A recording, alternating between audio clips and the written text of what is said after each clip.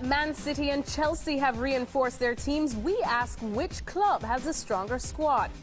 Wayne Rooney isn't worried about his form. Is our panel, though? And should John Terry be starting on Sunday? ESPN FC, next.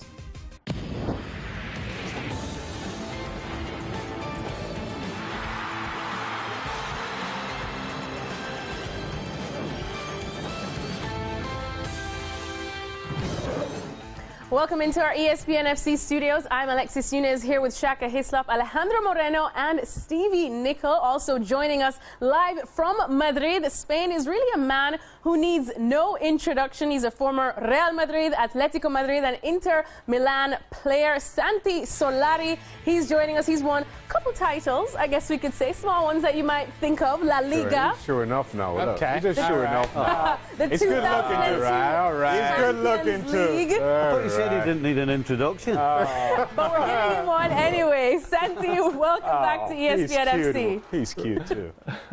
Look at Santi blushing. Santi, I want to say that we also searched for videos upon videos of your Division III college football days, but we couldn't find any. Why is that? I will send some. I don't know if they are recorded. I mean, there weren't any cameras back then. Oh, let's not age yourself. All right, let's get straight into business. Two big stories, of course, coming out from the transfer window in Spain today. We've got the back page of Sport that says Pedro se va con Mourinho. So you know that means Pedro is going with Jose Mourinho. He's officially a Chelsea man today. Santi, I want to ask you, of course, as a Madridista, are you happy not to have to face the likes of Pedro at Barcelona? As a Madridista, I mean, it's indifferent to me as a Madridista. I mean, I would be the happiest man in the world if Chelsea signed Messi, or if Manchester City signed Messi, or whomever. I mean, just take Messi out of Barcelona, please.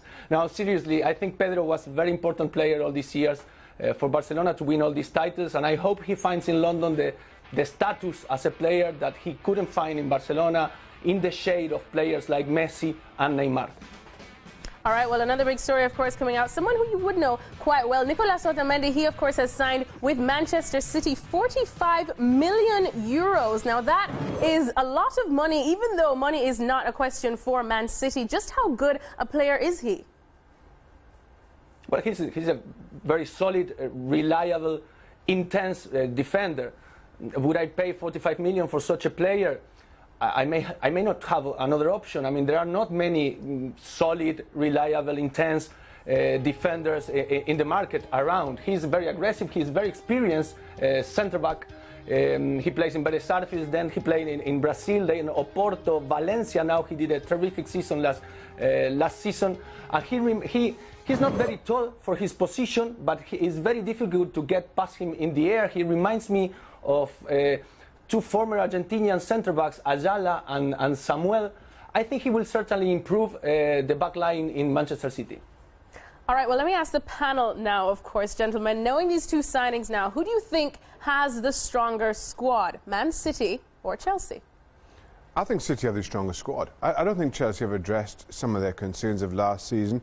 Up front, between Diego Costa and Loic Remy, if they come down with injuries, they relied on Drogba last season. I didn't think that worked very well. Shaka, well, I'm being told that you picked Chelsea to win the league. I did pick Chelsea to win the league. So they will just win it, or do you want to change your prediction now? I'm not changing my prediction yet. Yet? I'm not. No, It's preemptive. I'm just saying. After 2 games of a season, regardless of what has happened in those 2 games, there's no reason to change a prediction because of that. Right now, yes, I think City have the better squad, but all things being even, everybody being fit, I still think Chelsea can win the league. So you think the weakest squad could still win the league? The weaker squad of the 2, yes. Listen, my point is this. What is your point, The question was squads, but if everybody stays fit for Chelsea all season long, everybody stays fit for City all season long, and you have your first 11, Chelsea have their first 11 all season long, I think they win it. But you didn't ask me about the first 11. You asked me about the squad. That's true. Fair play. Alejandro, I know you want to get in, so. Well, First of all, you're laying the groundwork for a change of position somewhere in the middle of the season.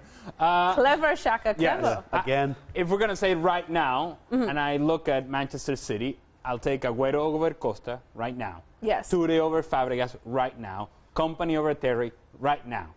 Now, we don't know how the season is going to progress, but right now I will take Manchester City. Stevie? I've got to agree, no question. I think the signing of Otamendi has answered a lot of questions. We had huge doubts over Manchester City at the back, the two centre-backs. They've started the season well, but you know Mangala's got mistakes in him. The complete opposite of Otamendi. This guy doesn't make mistakes. And if he can put him beside Company, what a base to go Stevie, for. who's your pick? I picked Chelsea and I had City second. Do you want to change it now? Not yet. Come on. Coming up next on ESPN FC, Wayne Rooney not worried about the lack of goals. And when will John Terry start again for Chelsea?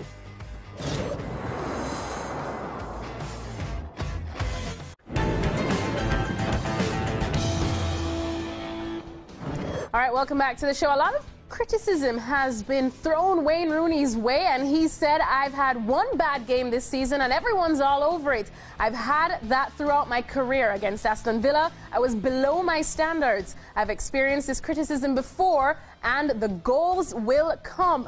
I know that. All right, well, let's have a look at his goal log this season. He's got no shots on goal versus Aston Villa, so he did highlight that. 2 against Tottenham, no goals. Chances created 2 in each game. Gentlemen, let's head on to you. Wayne Rooney, he says he's not worried. Look, the goals will come. Should he be worried, or should United be worried? No, I don't think there's any real need for Wayne Rooney to be worried, not after 2 games. It is a marathon, not a sprint after all. I think the big concern, though, for Manchester United is if this lean spell continues, or if he does have other periods during the course of the season where he isn't contributing as he should, or certainly Van Gaal hopes, then who do you turn to? And the answer, quite honestly, right now is Manchester United do not have that other person. Last season, if Van Persie wasn't producing, or whoever it was that they called on, you can call on Wayne Rooney to pick up the slack. This time around, there is just nobody else. The big picture for United is that Wayne Rooney, whether they like it or not, is not an out-and-out striker, and he's not really a number 10, sort of a tweener that he will score his goals. But over the last 5 seasons, he's only scored over 20 goals once, and that's back in 2011, 2012, where he scored 34. Besides that, it's somewhere in the teens, and it's a guy that will score goals for you, but is he going to be the guy that is going to be carrying the load throughout the course of the season? Is he capable of doing that? And does he feel comfortable enough to do that throughout the season? I think United need more options up top. Of course, they haven't been able to get them. Wayne Rooney's getting it for not scoring goals. Yeah. Louis van Gaal should be getting it for putting so much pressure on him. Is Wayne Rooney expected to score? Yes, he is. Is he supposed to carry the whole team for the whole season? No. Whose fault's that? It's not Wayne Rooney's. It's Louis van Gaal's. All right, well, he also said in the quote that he admitted that he had one bad game, that one against Aston Villa, but he wasn't really impressive against Tottenham, do you think? So is his standards, not quite there? Well, I mean, he's not going to go out of his way and say, hey, I'm playing poorly, guys. You know how it is. In all the games. And in every game that I play. No, I mean, I think he's dealing with it, and he's recognizing that he's playing below the standards. But at some point, you also have to have enough confidence in yourself to understand that you don't want to fall in traps with the media. You're just going to answer the question and move on and hope that your next game matches your own expectations, not necessarily the expectations of the media.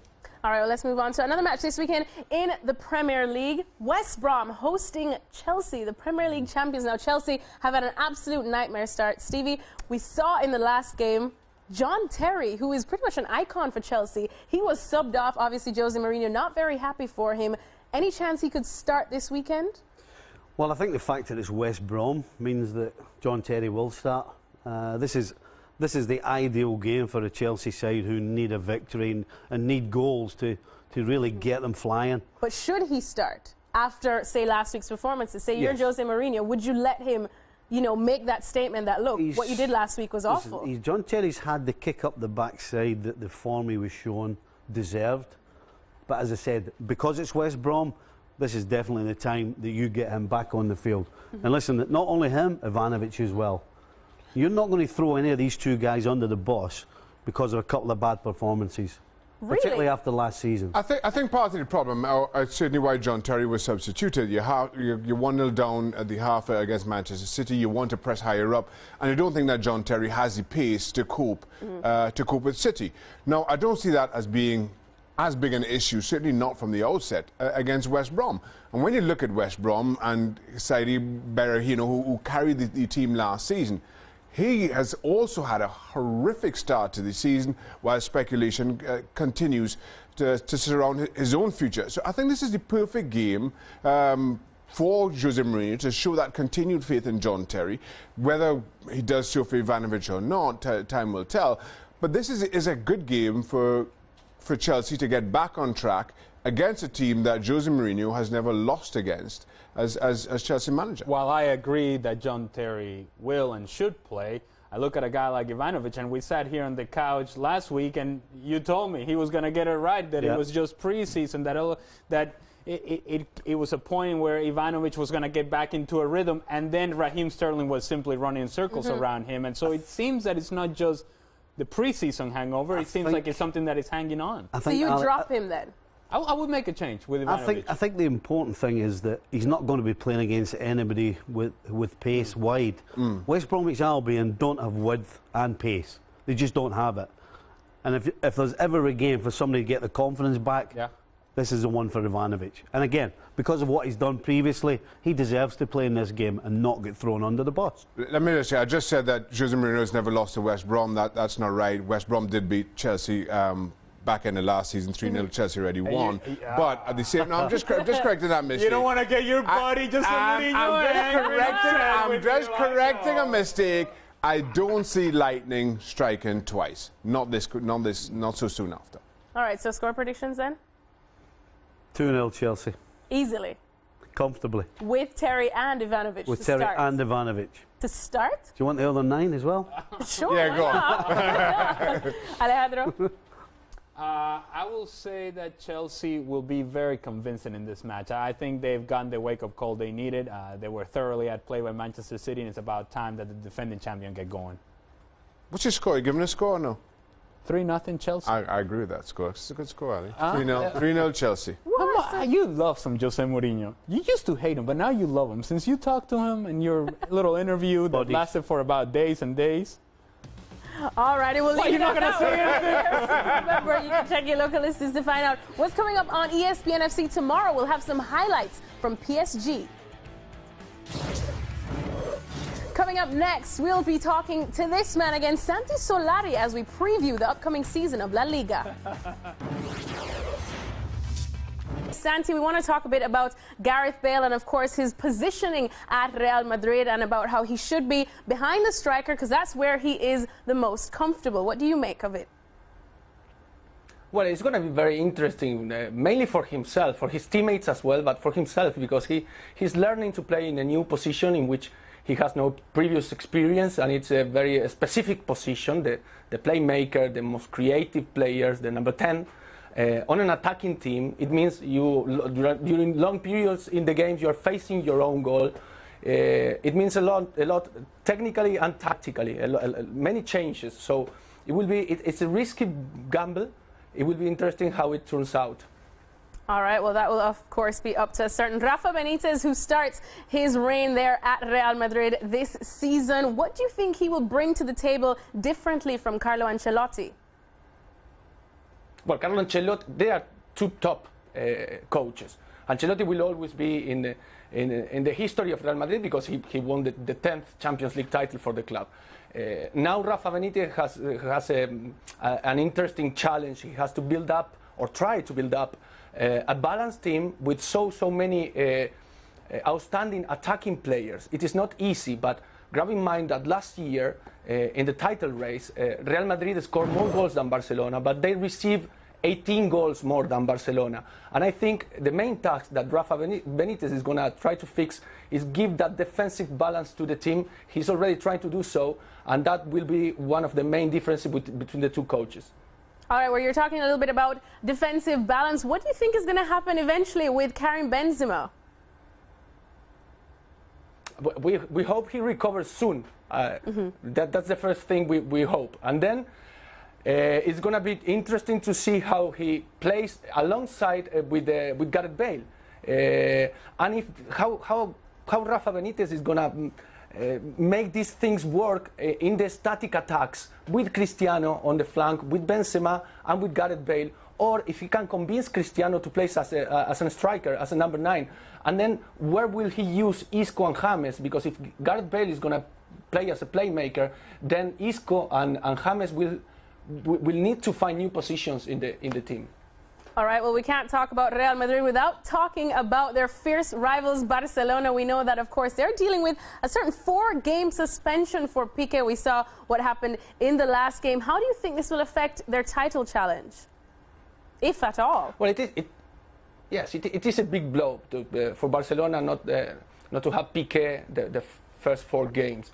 And mainly because of such a childish reason. I mean, he was sent off because of insulting the linesman. But I think most important for Luis Enrique is not having Arda Turan until January. I think there's no replacement for Arda Turan when Pedro left already the team and Xavi is not there anymore, and he will have to use the young players to rotate these first months. All righty, well, Santi, I'm going to put you on the spot now to give me the winner of La Liga this season. Will it be your beloved Real Madrid, or do you think Barcelona or Atletico Madrid will take it this time around? Well, Atletico Madrid, we need to see if they can keep up with the energy of the last seasons. And they made lots of changes in the squad. And I think it's going to be a fight between the 2 big teams, Real Madrid and Barcelona. And I certainly hope Real Madrid wins because we have only won 1 of the last 7. All right, guys, what do you think about that? I'm shocked. I'm shocked that Santi picked Real Madrid. How could that have happened? Hey, he played for Atleti as well. Any chance for Atleti, you guys? What do you think? No, not for me. I don't think Atleti challenge a big 2. Not over the long haul. It comes down to the 2 as Santi suggests. And for me, I don't think that Barcelona is in any way diminished from the Barca that we saw of last season, and they win it again. Yeah, I look at Real Madrid, and my biggest concern with Rafa Benitez is that given his last few stops as a manager and the way that his teams played over the last few stops, when you play Real Madrid, when you coach a Real Madrid, not only are you expected to win, but you also have to be entertainment. You have to be the sort of team that not only scores goals but wins games, and you're dominant and you carry games and you have that responsibility. I don't know that Rafa Benitez is going to be able to do that consistently with this team. As for the Gareth Bale situation, I also have concerns about, is he really a number 10 when athletically he's a guy that likes to run down the sidelines? That's how he's been the most successful. He's not a tactical, technical guy that is going to find through passes as a number 10. That doesn't quite work for me, doesn't quite make sense. For all those reasons, and because of what Shaka said, I pick Barcelona.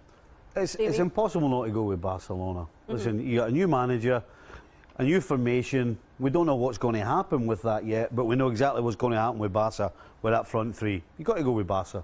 All righty, thanks so much, guys, and thanks so much, Santi. Well, coming up next on ESPN FC, we'll see where Memphis's brilliant goals fell in our top 5 midweek goal countdown, and we'll show you how his dance has inspired us all.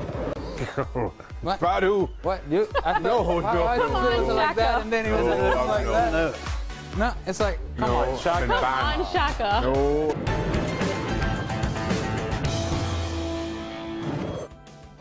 With La Liga starting this weekend, let's have a look at Atletico Madrid and their transfers this summer. They've, of course, got Jackson Martinez and a certain Felipe Luis back from Chelsea, but 2 big players they have lost in Arda Turan and Mario Mandzukic. Santi Solari is joining us from Spain. Santi, of course, you're quite familiar with Atleti. How close is this team to the team that won La Liga just 2 seasons ago?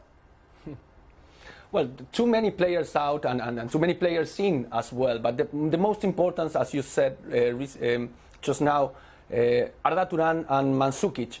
How will Cholo replace that? Well, certainly not with Felipe Luis, who is a fantastic left back, but he cannot replace Arda Turan. Neither Vieto, a young striker that came in from Villarreal.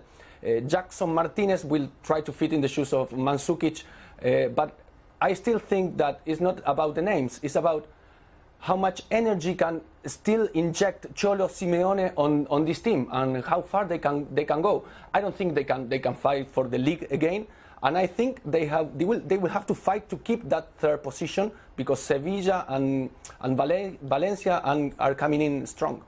All right, well, you did just mention Sevilla and Valencia. That's where we wanted to go next because usually the top three always are Real Madrid, Barcelona, and of course Atleti.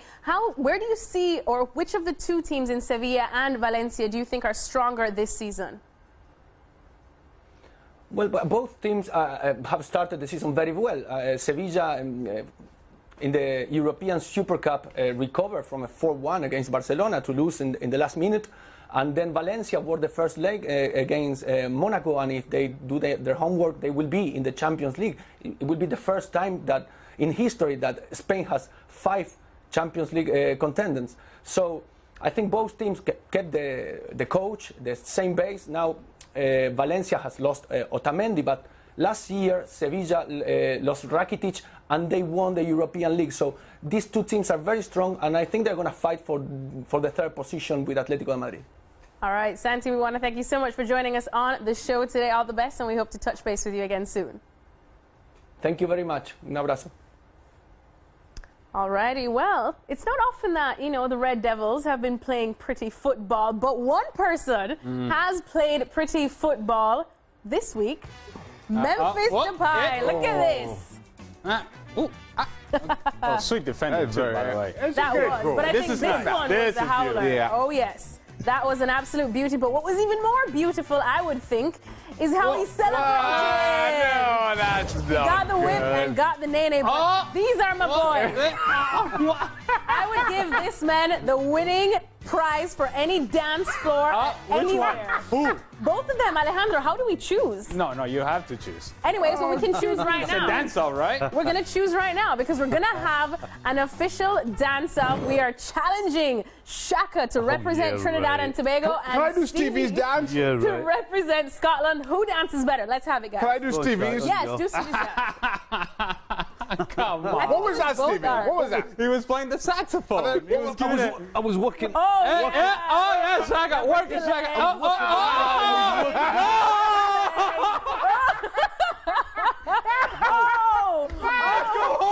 Let's go home. Who's the winner, Alejandro? Oh, Stevie. Stevie, we're You gonna kidding me? He gave it the whole and then a little come on. All right. Spark plugs. Thank you guys so much. Of course, so Stevie, you don't even need Dancing with the Stars. You have won the ESPN FC Dance Off. Thank you guys for it. Great, Let's and go thanks home. to Santi Solari. What are we doing? And stay tuned for more on ESPN FC. Of money, even though money is not a question for Man City, just how good a player is he? Well, he's a very solid, reliable, intense defender. Would I pay 45 million for such a player? I may not have another option. I mean, there are not many solid, reliable, intense defenders in the market around. He's very aggressive. He's very experienced centre back. He plays in Beres Arfis, then he played in Brazil, then in Oporto, Valencia. Now he did a terrific season last season. And he's not very tall for his position, but he is very difficult to get past him in the air. He reminds me of two former Argentinian centre backs, Ayala and Samuel. I think he will certainly improve the back line in Manchester City. All right, well, let me ask the panel now, of course, gentlemen. Knowing these two signings now, who do you think...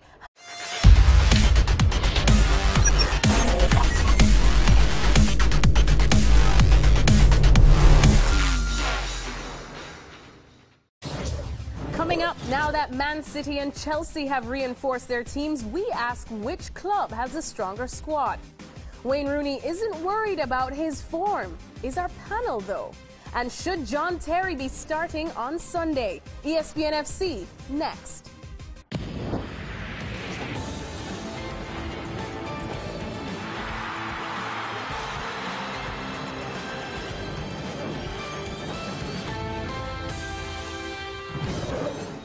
Welcome into our ESPN FC studios. I'm Alexis Yunez here with Shaka Hislop, Alejandro Moreno, and Stevie Nicol. Also joining us live from Madrid. Spain is really a man who needs no introduction. He's a former Real Madrid sport that says Pedro se va con Mourinho. So you know that means Pedro is going with Jose Mourinho. He's officially a Chelsea man today. Santi, I want to ask you, of course, as a Madridista, are you happy not to have to face the likes of Pedro at Barcelona?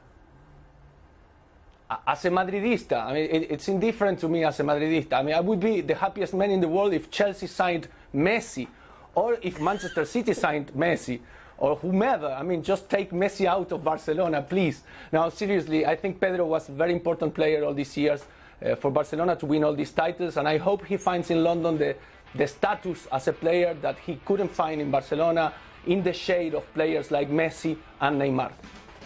All right, well, another big story, of course, coming out. Someone who you would know quite well, Nicolas Otamendi, he, of course, has signed with Manchester City 45 million euros. Now, that is a lot. Has the stronger squad, Man City or Chelsea?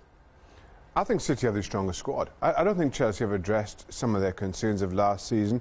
Up front, between Diego Costa and Loic Remy, if they come down with injuries, they relied on Drogba last season. I didn't think that worked very well. Shaka, well, I'm being told that you picked Chelsea to win the league. I did pick Chelsea to win the league. So they will just win it, or do you want to change your prediction now? I'm not changing my prediction yet. Yet? I'm not. No, That's preemptive. I'm just saying after 2 games of a season, regardless of what has happened in those 2 games, there's no reason to change a prediction because of that. Right now, yes, I think City have the better squad, but all things being even, everybody being fit, I still think Chelsea can win the league. So you think the weakest squad could still win the league?